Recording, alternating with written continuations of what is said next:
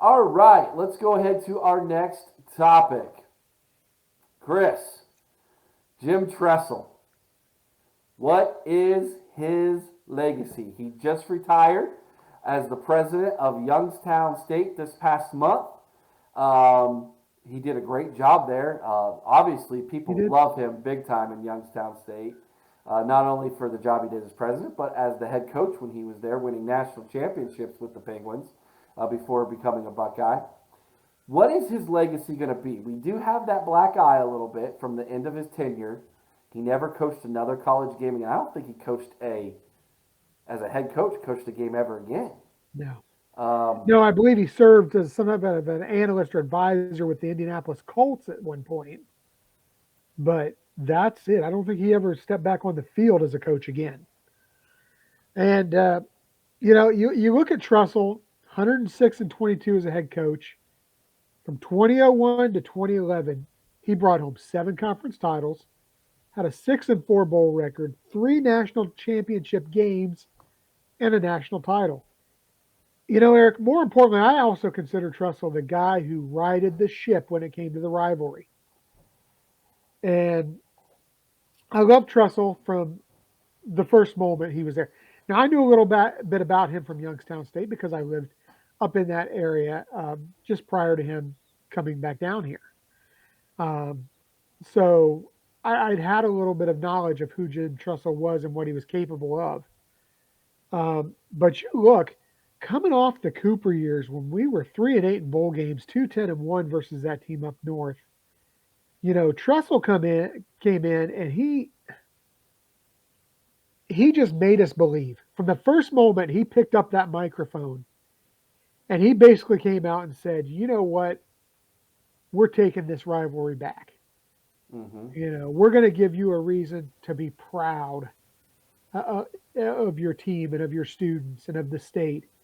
And I In the think he did a great. classroom, in the Yep, community, and in 300 and it's was it 10, 55 days or something like that. 310 days or something like 10 days, that yeah, 30. in Ann Arbor, Michigan on the Yeah, football field. Yeah. and he backed up his words. I mean, you look at the guy. Uh, he ended up what was it 9-1 versus that team up north, correct? I think so.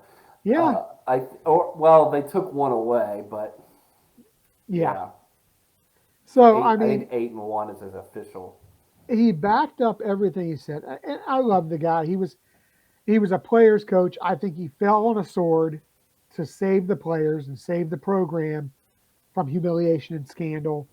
Um, Even though there was still some of that, I think had he stayed, it would have been worse. So I think he had an obvious love for this team, for the university, and it was very tragic the way that things ended for Tressel because I believe ultimately his legacy was somewhat damaged by the indiscretion of a few student athletes. And Eric, I'm not going to go down that road because it's very well documented on this show just how I feel about those players and their place on or in Ohio State history. Um, Despite their talent, I am very, very disappointed at the way things rolled out with Tattoo Gate. Um, Yeah, we've discussed that in the past before, yeah, Chris, about whether those players should get their should get those games taken back, get those games back, and you and can't do it, Eric, because the fact is, I disagree with you on that one, man. at the I time it was illegal. They knew it was illegal. They broke the rules. They gave themselves and the university a black eye, and they disgraced themselves, the university. And I have no compassion for those young men whatsoever. totally disagree with you because Chris, I don't want to rehash this all out again, but if But you're going you, to. I am. And what they did then is a drop in the butt. Like it's almost applauded today by the NCAA. It is. But you know what? That's today. And when this happened, it was illegal. They broke the rules. Like it or not, they broke the rules. They knew the rules. They broke the rules. They need to pay.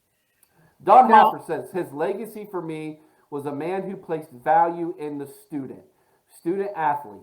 He brought back a polite swagger in the Michigan rivalry. Unfortunately, like Woody, his career ended in controversy.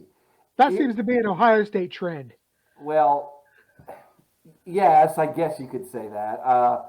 Um, Woody's tenure at the end, though, had more to do with what he was going through with his mental health, Chris. Yes. Um, that, again, was so small and minute for Tressel. And Urban's Urban. I mean, it's one of those things where whether you believe in the health that he's got, the issues with the health, or another desire he has, I genuinely think Urban, Chris, is honest when it comes to those things. I really I do. don't disagree, but you just look, and you talk about what is Tressel's legacy. I think we've got a 2A, 2B conversation here because if you look, and we compare him to Urban. If you look at these guys, it's such an interesting dynamic if you compare Tressel to Urban. I mean, obviously Woody's our number one, but you look at Tressel versus Urban, such an interesting dynamic. Both coaches took over troubled teams at Ohio State. Mm-hmm. Both coaches left amid controversy. Mm-hmm. Both coaches have a national championship on their resume. Both had great success versus that team up north. Both have an undefeated season to their credit.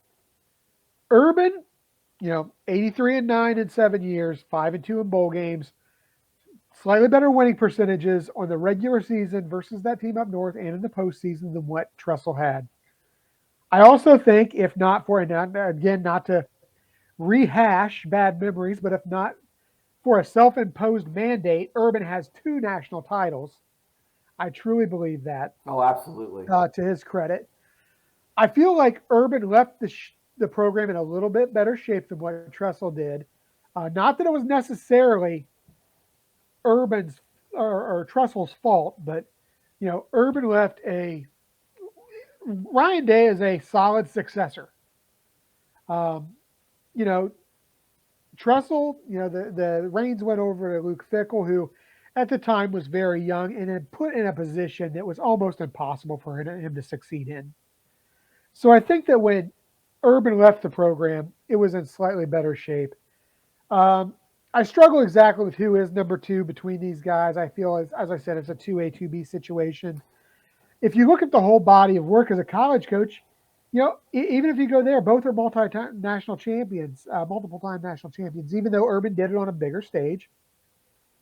My mind tells me to say Urban is number 2. The stats don't lie. My heart says, I gotta give it to Tressel a little bit. I'm going Tressel all day long. He brought this team out of the darkness that was the Cooper years. He gave us hope. You know my love for the sweater vest, man. I do. It runs deep. Like I do. Like if there was like if you said, hey, you get to have dinner with 2 people, like it could be in the past, it could be in the present, like 2 people. I'm picking Jesus Christ and Jim Tressel. What a conversation that would be, man. Larry Daniels says, what would happen today in a similar incident when talking about Tattoo Gate? Or would it never happen with NIL? It wouldn't even happen. It's not even an incident at this point. Real quick, guys, before we go to commercial break, our guest, Kurt Barton, is going to be joining us in just a few minutes. But I got to ask, I got to know, I want your guys' opinion real quick. You're the AD of Ohio State, and you have to choose between Jim Tressel in his prime, Urban Meyer in his prime. Who are you going to pick between those 2? Let us know in the comments right now. We need to know if you're watching YouTube, Facebook. Let us know real quick before we go to commercial. Urban or Tressel, which one are you going to choose? I'm choosing Jim Tressel. But I'm taking Tressel as well, Eric. Okay, great. Then stop hating on my boy. I'm not hating. I'm just being a realist. Come on. I would say if your program was in shambles, Urban would get you to the top faster. Yes. But, here we go. We already getting some. Paul Buckeye, he says Urban. Paul Buckeye disagrees with me. He says Urban. Larry Daniels, he's going with Tressel, much more of a gentleman. But you see, he is a good guy. He's a great guy, but to me, at the end of the day, it's about W's. You look at Urban. You look at Urban. You look at Nick Saban's not exactly a great guy, but he's got a lot of hardware. Yeah. Well, we give him the nickname Nick Satan for a reason on this show. But yeah, Urban. We got one for Urban, one for Tressel. You keep putting those comments below on who you would choose if you were AD. Starting tomorrow between those two guys. We're going to go to commercial break. When we come back, we've got Don Hoffer says Tressel for the students. There you go, Don. Very good.